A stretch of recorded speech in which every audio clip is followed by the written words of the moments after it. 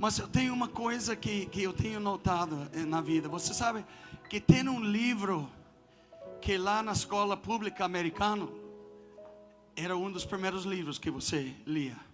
Era chamado A Ilha de Tesouro. Robert Louis Stevenson, best-seller, muitos anos. E só o problema com esse livro, se você é um cara de muito sonho, você começa a viajar, né? Porque você fala, meu Deus, tem uma ilha de tesouro. É uma coisa que é fascinante demais. Você sabe que tem uma galera, tem um cara que está na Flórida hoje em dia, chamado Greg Brooks. E ele tem um navio chamado Caçador do Mar. Ele é um cara que está obcecado de procurar tesouros. É uma fraternidade muito exclusiva. E recentemente ele achou o SS Nicholson, Port Nicholson. Era um navio que foi fundado pelo submarino alemão. E ele achou o navio. E sabe o que ele achou? Dentro do navio, os russos compraram a equipes, armamento bélica dos americanos. E eles pagavam com platina. E o platina que está naquele navio embaixo do mar, no fundo do mar, sabe qual é o valor? Apenas 3 bilhões de dólares. Tem um cara que eu amo muito chamado Indiana Jones. O apelido dele era Indiana Jones. Ele tinha uma granja, um celeiro, criava galinhas lá no estado de Ohio, centro-oeste. Mas ele sempre quis ser um caçador de tesouros, de verdadeiras riquezas. E sabe o que rolou com ele? Ele vendeu a granja, ele vendeu toda a sua empresa, tudo que ele tinha, as máquinas, tudo que envolve uma granja de galinhas. E ele se mudou para a costa leste americana, nas ilhas da Flórida. A cadeia das chaves, Florida Keys. E ele começou a pesquisar, e ele tinha um monte de mergulhadores e pessoas que entravam com ele. Primeiro ano eles ganhavam nada, eles só faziam pelo prazer. E um dia ele falou: temos um navio, que era um navio que tinha outros, uma frota de navios espanhóis, e eles andavam escoltando o maior, e o maior era chamado Atocha. E a Tocha fundou perto da Flórida. E de 1970, por primeiros 3 anos, ele procurava 160 quilômetros distante de onde realmente fundou o barco. O dia 19 de julho de 1975, seu filho Dirk, sua nora e um dos maiores mergulhadores estavam dormindo em uma pequena lancha alto mar, e houve uma tempestade, e eles, quando estavam dormindo, capotou aquela lancha, e os 3 morreram. Aí Mel Fisher, com a esposa, os 2 filhos que restavam, e toda a sua equipe, foram para o cemitério para enterrar seu primeiro filho. Se você olhasse para eles, cara, era um sacrifício danado. Falavam para a senhora Fisher, você não tinha outro plano, cara, você perdeu seu filho. Não, a gente não tinha plano B, C, D, E. Nós estamos procurando a tocha. E todos os dias Mel Fisher juntava com os barcos. Eles tinham computadores, um sistema, muito patrocinador. Os patrocinadores estavam quase chegando ao ponto onde nós não vamos a bancar sua loucura mais. E todos os dias ele chegava no porto, na Trapite, aquela plataforma onde os barcos ficam amarrados. Como é?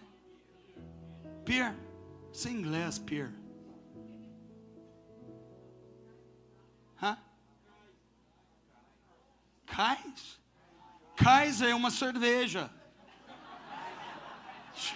Eu não quero saber dos marinheiros bebendo Kaiser.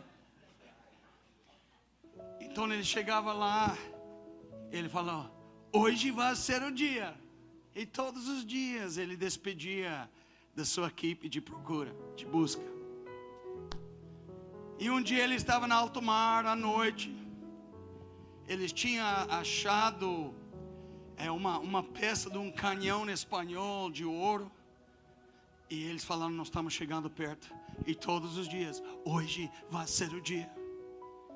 E sabe, exatamente 10 anos depois de enterrar seu filho, dia 19 de julho, 1985, aquele navio fundou no mar com todos os outros barcos em 1622, o dia 22 de agosto.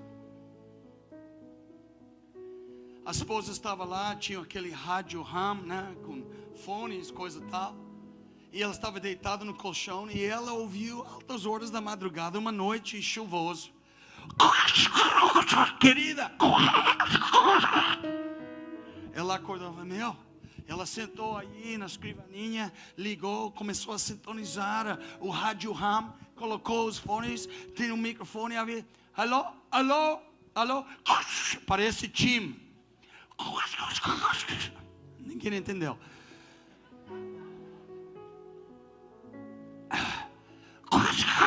E ele falou: sim, quem é? Querida, é Mel. Ele só falou essa frase: nós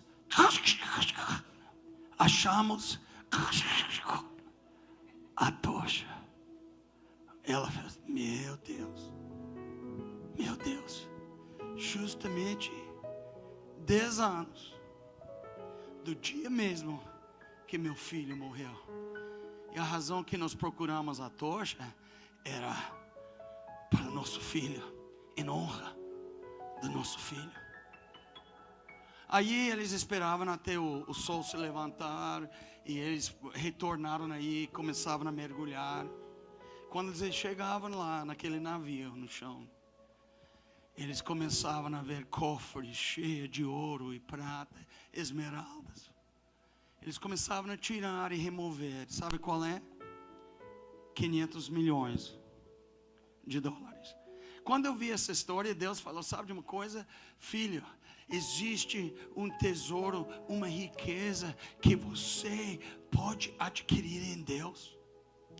Você pode ser o bicho mais rico do universo, espiritualmente, se você fizesse como Indiana Jones fazia. Mel Fisher, ele era um cara viciado em ser caçador, porque todos os livros, todos os documentos, tudo que ele estudava na biblioteca confirmou o fato que existe um monte de navios no fundo do mar, aguardando. Cara, um dia eu tive uma visão de Deus. Ele estava em frente da boca de uma mina. E ele fica esperando. Cara, meu povo não sabe, se chegasse na boca, eu vou levar eles dentro do corredor da mina, como um guia turista. Está vendo essa, filha? Uau, esse é ouro, esse é o... Uau, está vendo esse negócio aí? Esse é esmeralda. Uau, está vendo esse outro negócio? Rubis, filho, rubis. E sua vida ia ser mudada. E Deus está esperando. Ele espera para pessoas que buscam. Você chega a Ele com um carrinho, com um picareta, Deus começa a dar cambalhotas. Alguém está despertando, alguém está se levantando para o fato que existe uma vida de riqueza debaixo dos nossos pés. E nós temos que despertar e levantar da cama do nosso comodismo e começar a buscar a face de Deus perpetuamente, de buscar Ele incansavelmente. E o Mel Fisher teve um problema sério. O governo americano processou ele. Ele gastou $6 milhões pagando advogados.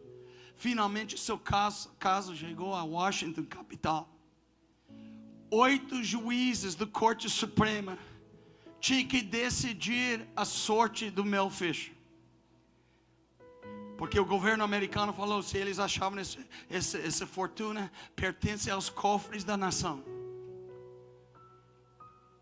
O primeiro juiz falou, não, esse pertence a Mel Fisher. Ele buscou e ele achou.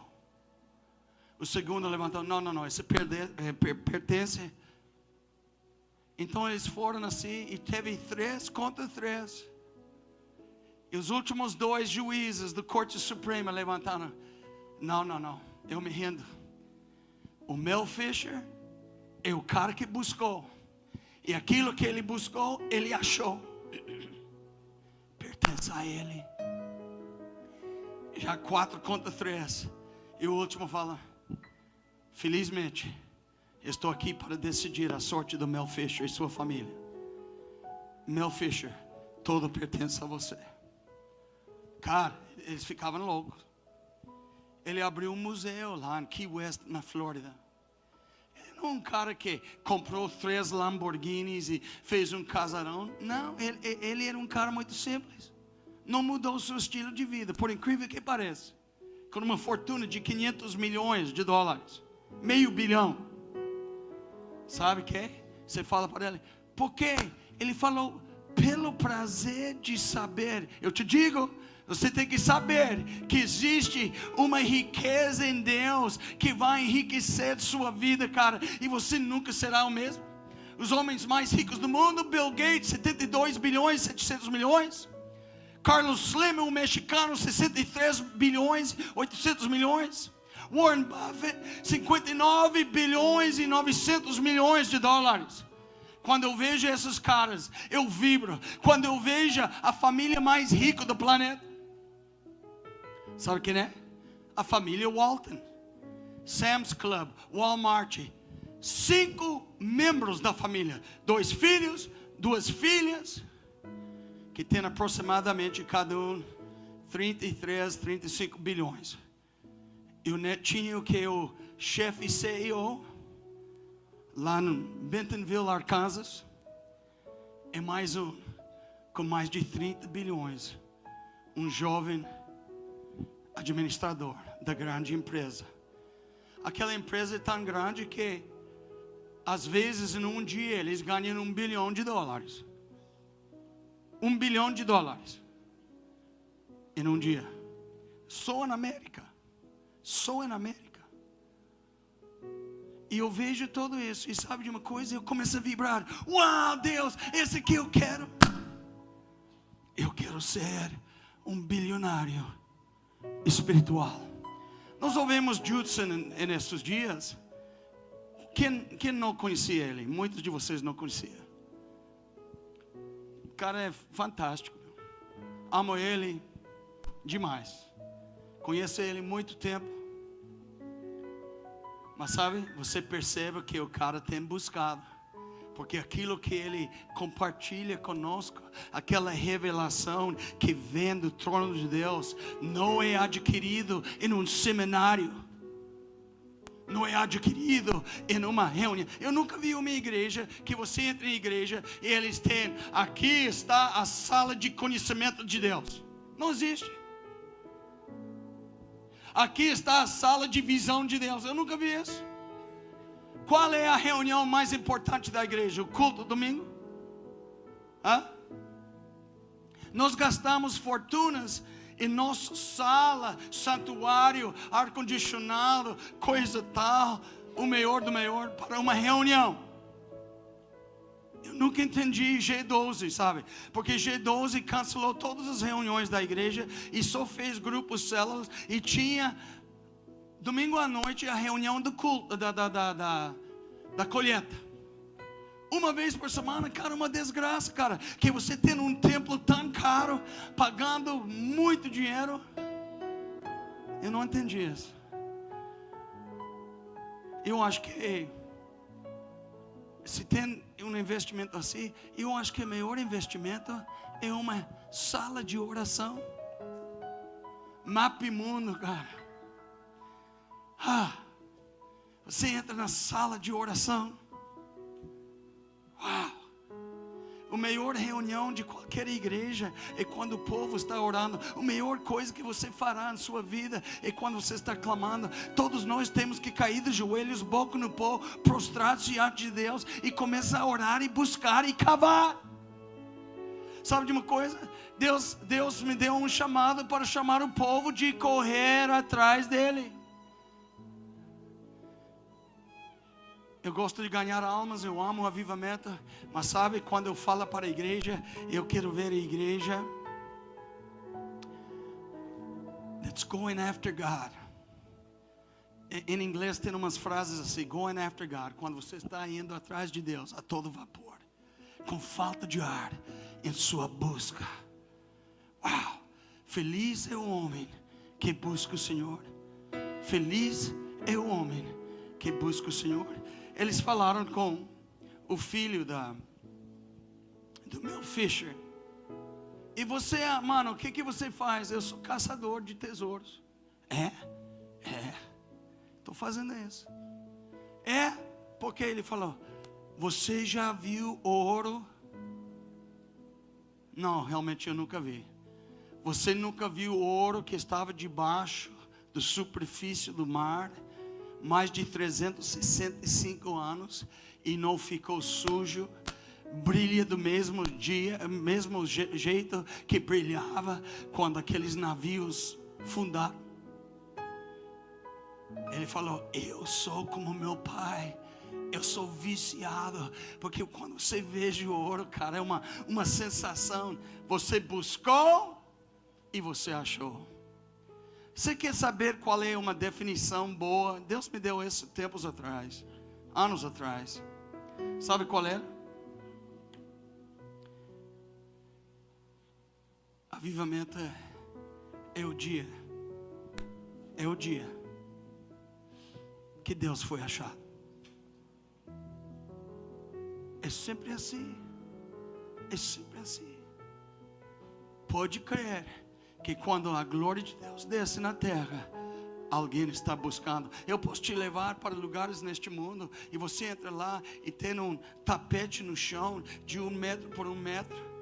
E você veja uma mulher aí que vive numa simplicidade, mas chama essa mulher para orar, cara. E ela ora e eu vou te falar uma coisa: a glória de Deus desce.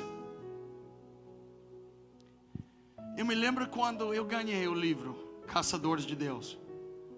Saiu em inglês. Era bem antes que Dinamas do Batista Flores traduziu o livro, o filho do Glycon Pinto fez. Eu cheguei em Brasil com essa cópia. Sabe o que rolou? Quando eu sentei, eu abri. Quem conhece Caçadores de Deus? E se eu fosse você, eu ia comprar um livro. Gasta dinheiro e compra esse livro. Gasta tempo com Deus, porque esse vai te transformar, cara. Esse vai te transformar. Eu peguei o livro. E você sabe que eu não consegui ler o prefácio. Por quê? Que eu estava chorando tanto, cara, que eu caí no chão. Demorou quase 1 semana para ler o prefácio do livro. Porque Tommy Tenney fez um favor para todos nós. Ele liberou um livro que muitas pessoas começavam a entender sua identidade. Eu teve um profeta super conhecido no sul da América, ele está no céu, chamado Leon Price, um velhão, coroa. Quando ele me viu um dia, em uma conferência profética, ele começou a chorar sobre mim. Ele falou, oh meu Deus, eu sinto pena de você, menino. Porque muitas pessoas te julgavam. muitas pessoas te julgavam. Eles achavam que você era rebelde e independente demais da conta. Eles achavam que você era anti-igreja. Não sou. E ele falou, sabe qual era o seu problema? O problema é que Deus te deu uma palavra em seu espírito. Hey! Ele te deu isso. Ele falou, você sabe que você recebeu? Um batismo, um overdose de uma palavra. Sabe qual é? Desejo. Você é um menino desejoso. Desejoso. Ele chorava, cara, ministrava. Ele profetizava. Não se preocupe, filho. Ele falou 18 vezes naquela profecia. Nós pegamos a fita depois, cara, que era um filho da graça. Mas Deus me deu. Alguém aqui tem desejo? Eu não estou desejoso para ouvir os homens. Eu fiquei aqui chorando, cara. Ontem à noite, hoje de manhã, não me lembro. Cara, quando Judson falou isso, e nós vangloriamos quando Deus liberou umas gotinhas de glória, e nós começamos a vender isso. Porque Belo Horizonte era a cidade. Era a cidade. Belo Horizonte era o centro, como Antioquia era o centro de Israel, de todo o evangelho. Belo Horizonte era isso. As maiores missões estão aí. MPC, missão, amém, Jocum, a base, tal e tal e tal. As igrejas, caras batistas. Lagoinha está razoável, 55 mil. Uma igrejinha que está se movendo. Meu. E sabe o que rolou? Deus começou a visitar, cara, e a gente viajou no maionese, meu. Eu saí do Belo Horizonte e eu falei para meus amigos aí. Falei, cara, eu estou lavando. Eu falei para eles, eu tenho que consertar e reconciliar muita coisa que eu fiz.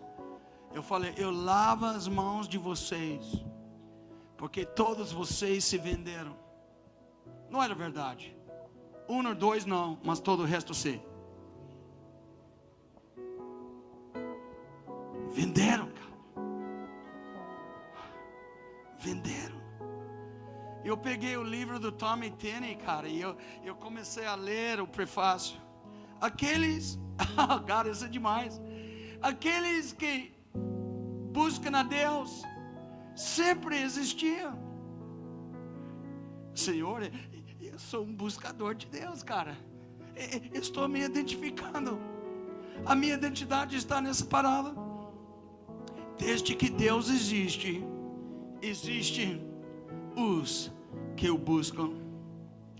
A história está cheia de exemplos. E meu, diz Tommy Tenney, é somente mais uma história.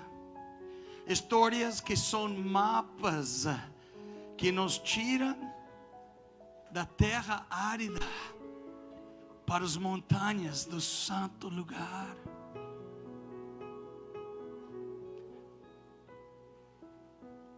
Depois de um dia, 2 dias, eu comecei a ler o resto do prefácio. Desde Abraão,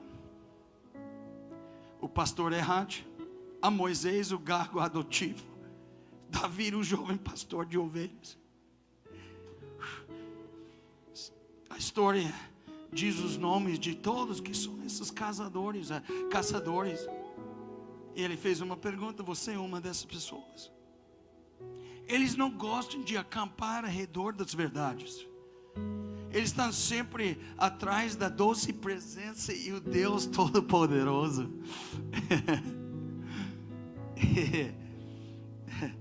Sua busca pode causar espanto na igreja. Eles vão te taxar, eles vão te chamar que você é fanático, você é um cara exagerado, você é uma pessoa desequilibrada. E a Bíblia e a prefácio continua. Mas vai te transportar para um lugar onde o Senhor está. Tudo que eu posso dizer é que eu sou um caçador de Deus. Também são aqueles que têm experimentado encontros com Deus. O que nós queremos nessa vida é somente Ele. Somente Ele. Curva sua face. Eu nem entrei na mensagem. A pura verdade é isso. Mas uma exortação. Uma exortação. Deus quer que você tenha o maior privilégio e oportunidade. Sabe de uma coisa? Deus está te dando um momento Kairos. O momento Kairos é quando Deus abre uma janela. Hey! E o momento Kairos existe por um tempo e depois essa janela, essa porta se fecha. E o momento Kairos é que você fala: Senhor, eu vou pular na história de Deus. E essa coisa, agarra a oportunidade da sua vida que está ao seu alcance. Agarra a oportunidade da sua vida. Na vida dessa oportunidade. Eu estou te falando nesta noite que você é uma pessoa privilegiada. Você é uma pessoa que tem uma honra tão imensa. Você tem uma oportunidade que é banhado em ouro, oportunidade dourada.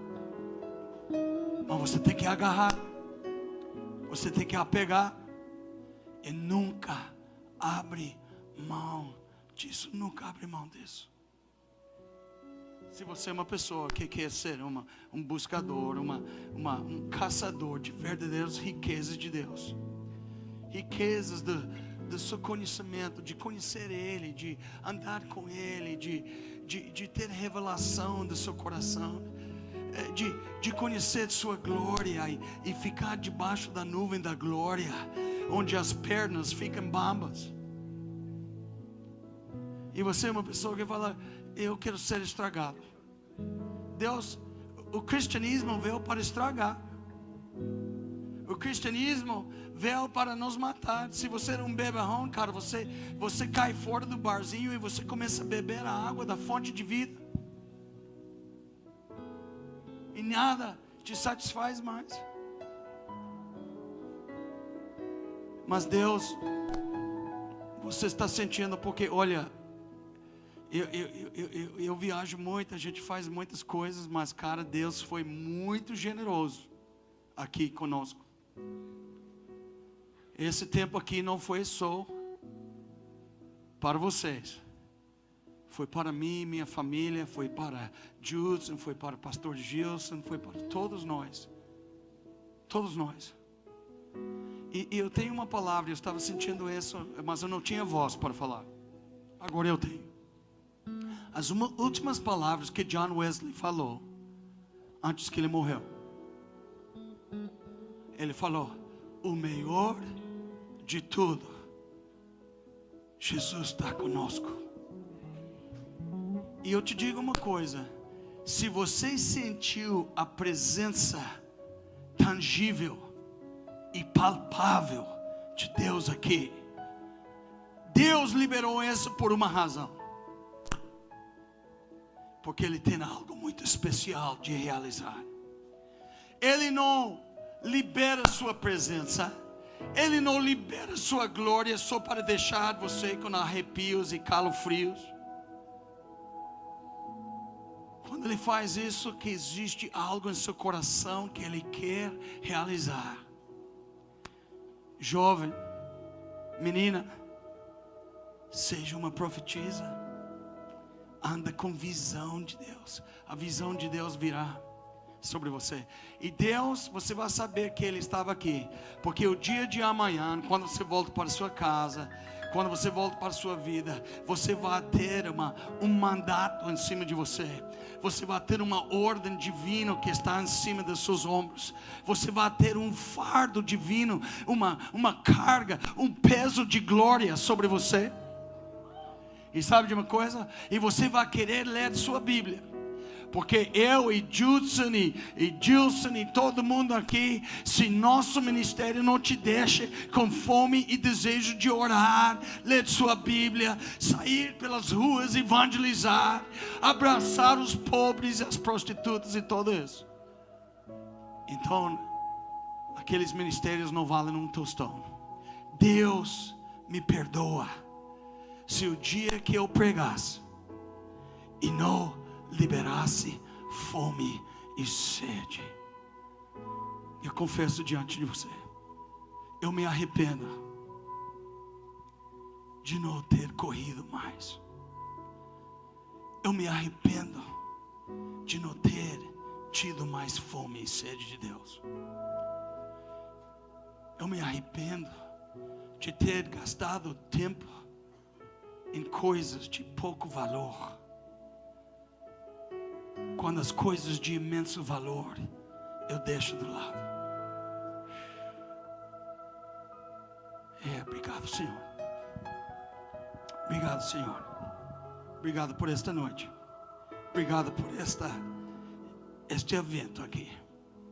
Obrigado por este lugar, Senhor. Obrigado pela galera que trabalha aqui nessa escola. Obrigado pelos porteiros e todo mundo que está aqui.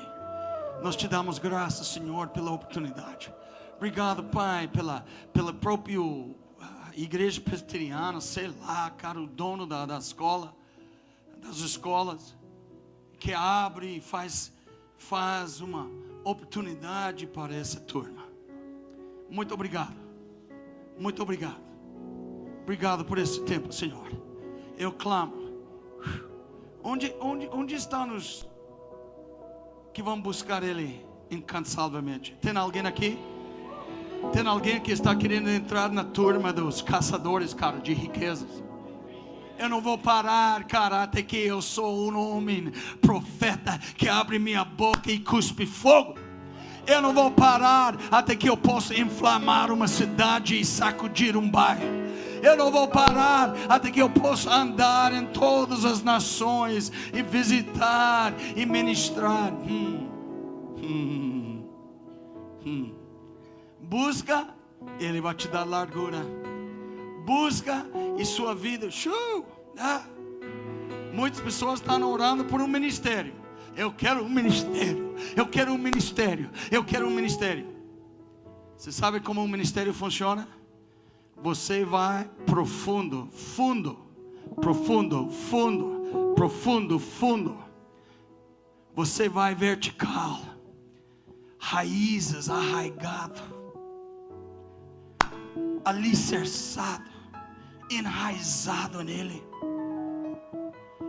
Ele vai cuidar do horizonte. Pessoas querem muito ministério e o problema é que não são pessoas profundas. Ministério vem para aqueles que são profundas. E Deus vai te confirmar, e Deus vai te afirmar, e Deus vai selar sua vida.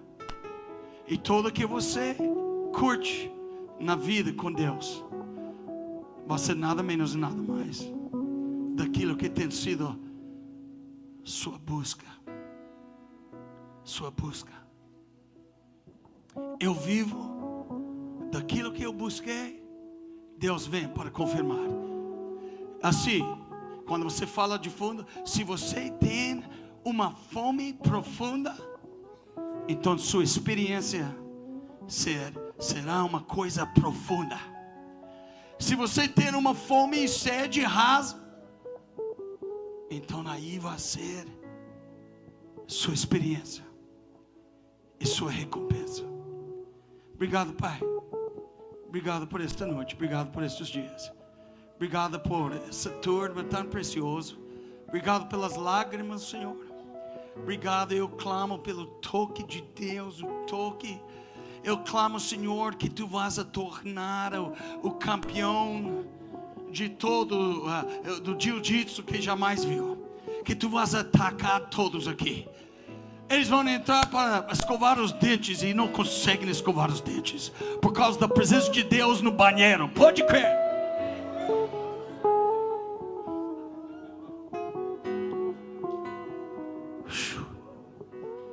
Uns de vocês vão estar andando pela rua e de repente você vai estar consumido.